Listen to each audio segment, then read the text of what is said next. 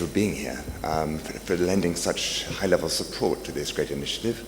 And it's a great pleasure for me to be back here.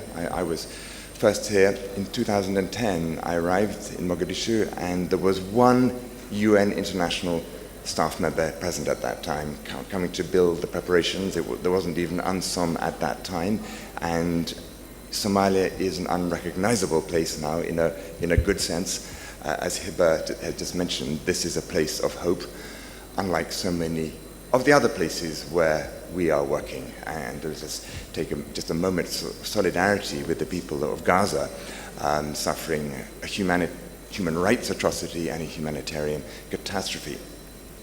But I'm here today wearing two hats. One, to be along with the wonderful Dr. Khadija as a board member of Principles of Peace, but also the head of another organization, the Bergh Foundation, based in Germany, that has been very active in Somalia for 10 years. And we work in a very similar way to these two organizations, both of which have Somalia as one of their top priority countries.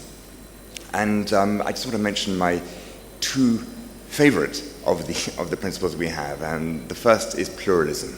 Now, of course, Somalia, unlike most countries, has just effectively one religion and one language, but as you don't need me to tell you, there are many, many voices and opinions and experiences. And our experience in the Bergh Foundation of all the peace processes we work in is that essentially for any peace to be sustainable, then everybody needs to feel involved and included and consulted and listened to. And this is a fundamental fact. It's not just about the elders and the religious leaders, important though they are, but every other sector of society. And working to involve everybody is a way to make peace and reconciliation sustainable and to build on the great progress that is being made already in this country.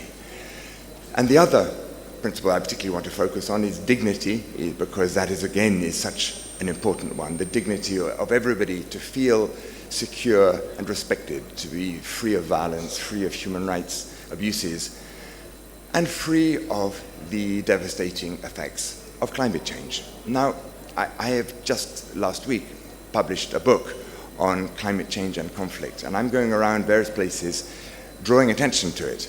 And Somalia is one of perhaps the country in the world most affected by climate change.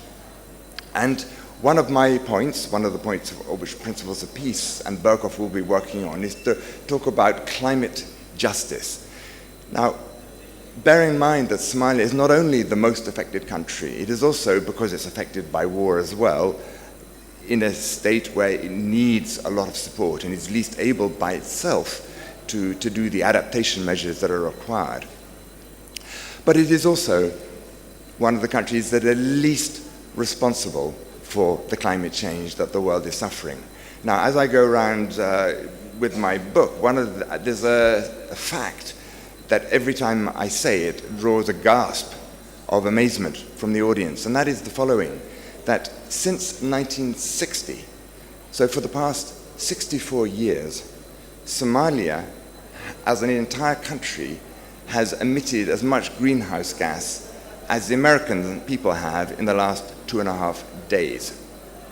Now, climate change is clearly going to have to be a factor of everybody's work, and I'm very proud of what the Bergh Foundation under my colleague Janelle Galvanek has been doing in Hirshabelle province, and particularly Gilmour for the last several years, and so much so that a number of other organizations have come to us to ask how what we are doing in those two states can be replicated in other parts of the world, and we are certainly going to be sharing those lessons at other occasions.